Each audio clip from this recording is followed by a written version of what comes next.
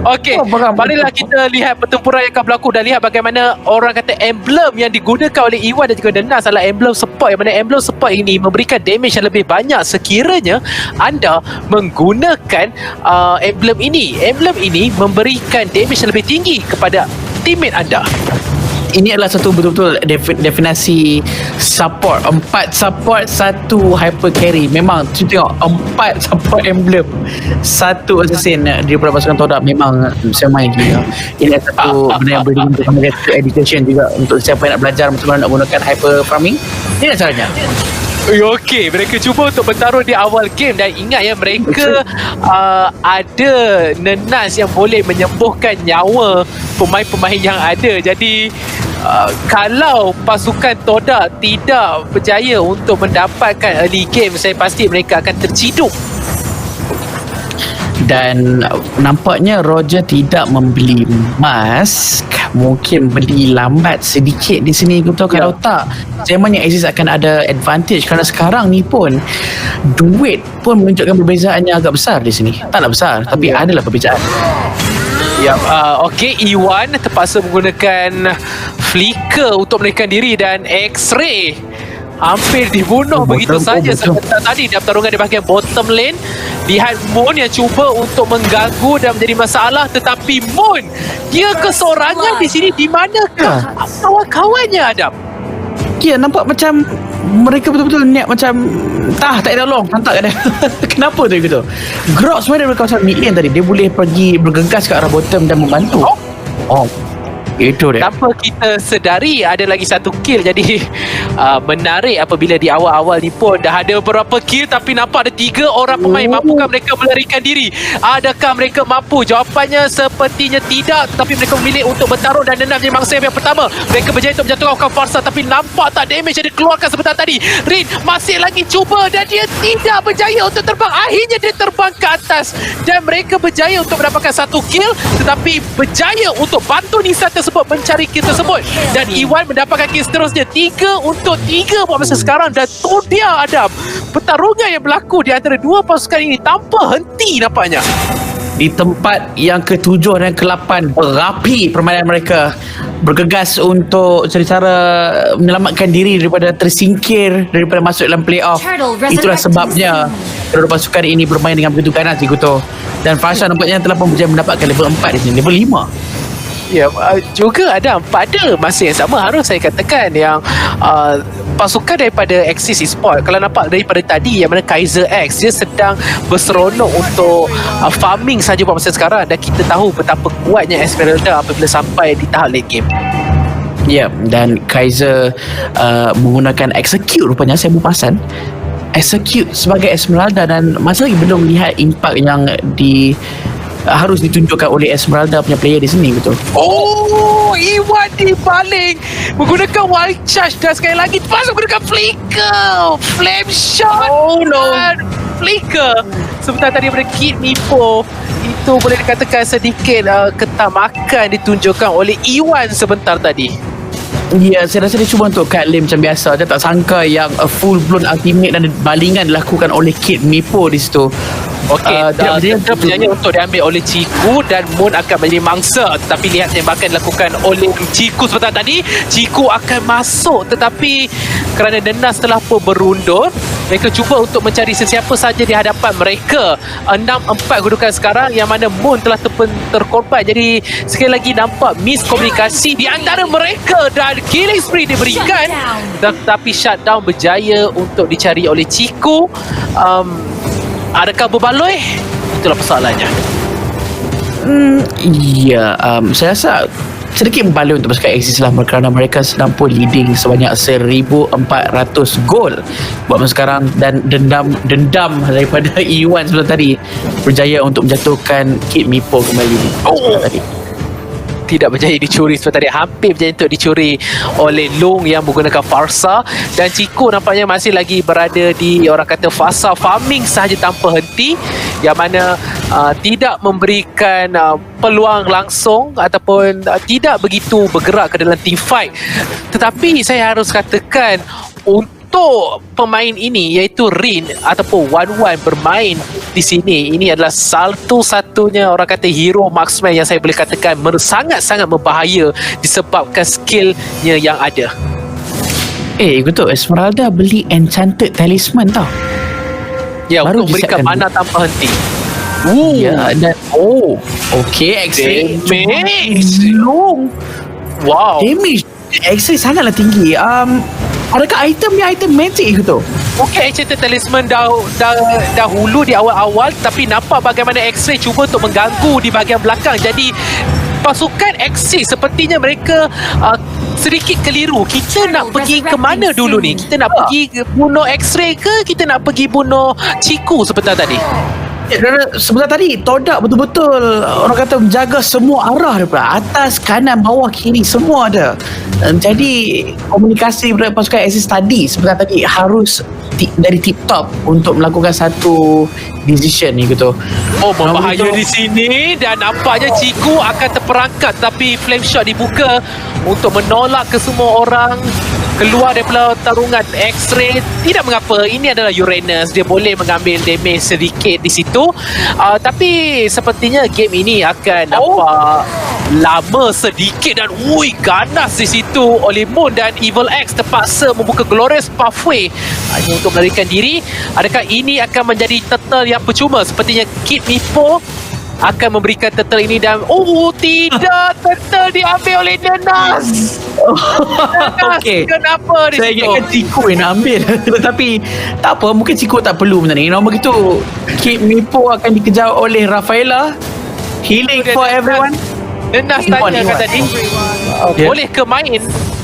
Okey, tapi nampak kawalan daripada di sini ya, kita nampak yang pasukan Todak berjaya untuk mendapatkan lebih banyak daripada pasukan Axis, dan di sini X-Ray terpaksa membuka ultimate-nya untuk melarikan diri dan tidak ada lagi pertarungan tambahan yang dilakukan sekarang, dan pasukan Todak masih lagi saja farming, manakala pasukan Axis kerana mereka ada kawalan yang lebih baik, mereka dapat turret sebentar tadi bukan saja di bottom juga di mid lane mengganggu rotasi yang dilakukan oleh pasukan Todak. Ya, dan pada masa sekarang ini perbezaan duit sebanyak 1,000 saja dan 5 emas berbanding dengan 4 emas. Itu dia goal graph yang saya boleh tunjuk di skrin anda. Tidak terlalu jauh. Betul yang kita cakap, mungkin game ini akan berlangsung dengan lebih lama. Kaiser cuba melarikan diri. Mudah saja beliau melarikan diri. Ya, betul, sangat-sangat mudah. Evil X. Tak agak tak jalan pula dah ditutup. Damage pada Chiku ke hadapan. Chiku mencari mana lompatan dia. Itu dah lompatan tetapi sudah pun tertewas. Dia guna pistol shotgunnya sahaja untuk menjatuhkan Wan. Satu damage yang sangat tinggi daripada Chiku sebentar tadi. Ya, dia tak gunakan wolf form langsung gitu. Damage pun dah cukup sebentar tadi. Dia dah lompat kot sebentar tadi. Ya, mungkin lah. Lompat. Dan sebentar tadi Kid Mipo berjaya untuk memusnahkan turret ke pasukan Todak di kawasan top lane.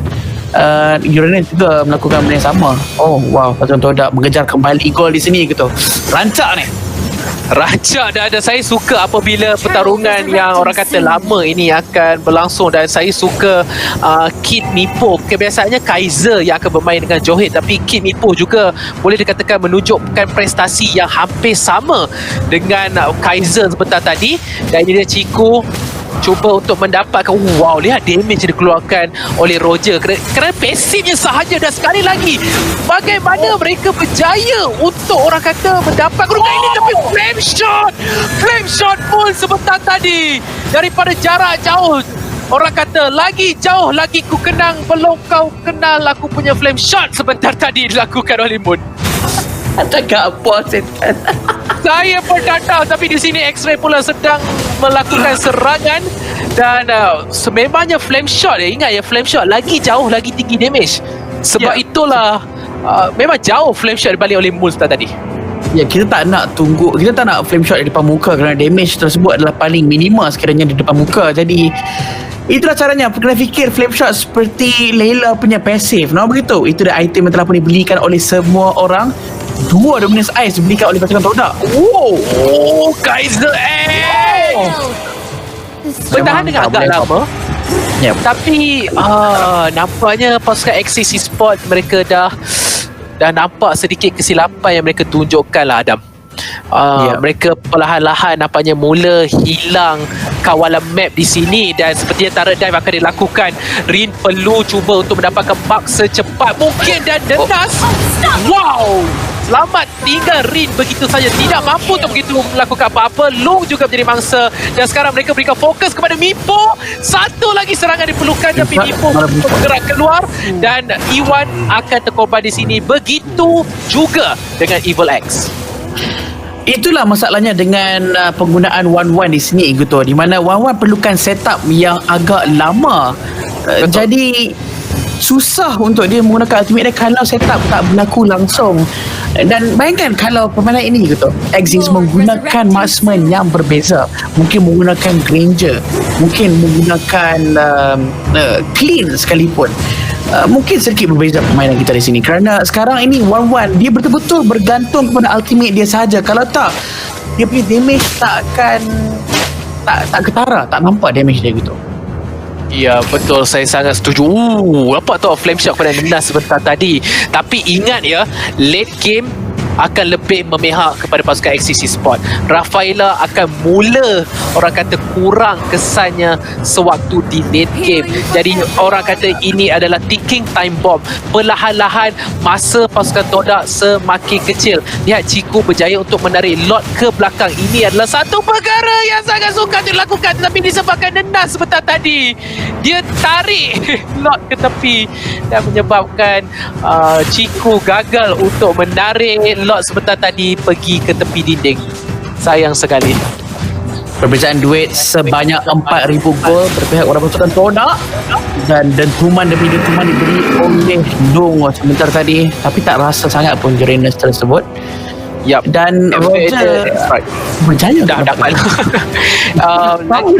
lagi satu apa yang saya perlu katakan, mungkin sebentar tadi mereka juga cuba untuk menunggu minit yang ke-12. Apabila minit yang ke-12, Luminous Slot yang akan keluar, dan apabila Luminous Slot yang keluar, ianya lebih efektif untuk menjatuhkan turret di bahagian mid lane.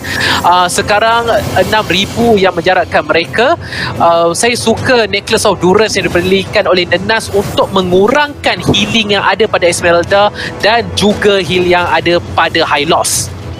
Ya, dan diberikan kepada Rafaela pula dia punya meteor semuanya akan mengena hero sahaja, dan sangatlah mudah Lord dibunuh oleh pasukan Axis Esports dengan adanya Farsa dan juga Rin yang dah siap dia punya Demon Hunter Sword di sini. Betul, dan ini adalah satu tugas yang sangat sukar kerana Chico akan diberikan perhatian. Betul tadi, 1% sangat tinggi, dan Chico dia ada winter truncheon untuk menyelamatkan dirinya, tetapi telah pun terlewat. Dari mana datangnya burst damage sebentar tadi, itu adalah gabungan ke semua damage yang ada. Dan saya harus berikan pujian kepada Moon sebentar tadi, dia sebab dia buka ultimate-nya, jadi agak sukar untuk mereka mendapatkan skill tersebut. Dan Rin akhirnya terkorban dengan Nenas, dan Farsa cuba untuk memperlahankan push yang berlaku. Sememangnya besar damage sebentar tadi, sebab saya rasakan tadi Camila menggunakan ultimate dan Roger pula mencakar semua, dan dia stacking demi stacking, dan mereka cuba untuk memusnahkan kristal, dan mereka keluar untuk menghalau semua orang mencari X-ray dan juga Iwan. X-ray dengan nyawanya macam air terjun terbalik di sini. Lari macam tu je. Okey, kepada yang sedang menonton ini, orang tanya kenapa ada burst damage sebentar tadi. Ultimate daripada Camila, iaitu Curse of Blood ataupun sumpahan darah ini, menyambung 3 orang untuk orang kata terkena damage yang sama. Jadi damage orang yang pertama itu pasti paling tinggi, dan manakala yang 2 dan yang ketiga pula sedikit kurang. Tetapi disebabkan kesemua terkena damage daripada Iwan, terkena dua penyelanggar, terkena pula cakar pada Ciku, dan semua ini berlaku serentak, itu menyebabkan orang kata the transfer of damage itu tanpa henti berlaku, dan ini menyebabkan burst damage yang sangat besar sebentar tadi. Curse of Blood daripada Camila sememangnya menukar arus perlawanan itu sebentar tadi. Ya, saya setuju. Jadi ini mungkin menukarkan sedikit beberapa perspektif orang tentang hero Carmilla, di mana ultimate dia boleh dimanfaatkan dengan sangat baik sekiranya pasukan musuh punya hero berada berdekatan dengan pasukan lain. Oh, wow, lihat betapa sukar untuk mereka menjatuhkan Evil X. Evil X sudah mula keras di sini. Nampaknya ini akan menjadi satu game yang agak sukar. Kali ini mereka cari Kaiser pula. Tetapi sepertinya apa yang pasukan Todak perlukan adalah mereka perlukan Lord. Kalau tak, mereka tak boleh end. Nampak betapa kerasnya Evil X sebentar tadi. Dia sudah sadar sebentar tadi. Ya betul, pasukan Todak masa sedang pun ticking bagi mereka buat masa sekarang, kerana sekarang perbezaan duit adalah 10,000. Tapi Rin, sekiranya Rin dapat item dia, akan menjadi masalah yang besar untuk pasukan Todak untuk menahan damage yang datang daripada marksman tersebut, kerana mungkin pasukan Axis sedang pun menantikan duit untuk masuk sikit demi sedikit untuk mereka sekarang ini. Ya, perlahan-lahan tetapi pastinya pasukan Axis sudah pun berjaya untuk mengejar beberapa gol yang ada. Dan seperti yang saya katakan, di late game Rafaela akan menjadi kurang sedikit efektif, dan damage daripada Falsa, damage daripada 1-1 pastinya sangat-sangat tinggi berbanding apa yang boleh dikeluarkan oleh pasukan Todak, kerana mereka terlampau memberikan fokus untuk support. Ada 4 support sebenarnya di dalam pasukan Todak. Betul, 4 support sedang pun memberikan zoning power, menjaga setiap kawasan supaya memberi ruang dan memberi masa untuk Chico mendapatkan Lord di sini. Okey, lihat yang mana pasukan daripada Axis sepertinya mereka tidak akan memberikan pasukan Todak Lord yang percuma, dan mereka cuba untuk bertaruh di sini. Tapi inilah dia, wow, sekali lagi Curse of Blood daripada Mol sebentar tadi, dan mereka berjaya untuk mencari kill, berjaya untuk menjatuhkan seorang demi seorang. Nampak tak sebentar tadi Adam, tak ada Chico pun dalam pertarungan sebentar tadi. Chico sedang sibuk untuk mengejar kuda yang tak nak mati ni, dan pada masa yang sama disebabkan burst damage daripada Mol sebentar tadi, dia buka Curse of Blood digabungkan pula dengan damage yang ada pada Grok yang sememangnya sangat-sangat tinggi. Ini memberikan satu ruang kemenangan kepada pasukan Todak, dan game ini akan diambil oleh pasukan Todak. Wow. Tahniah pasukan Todak kerana menangi game pertama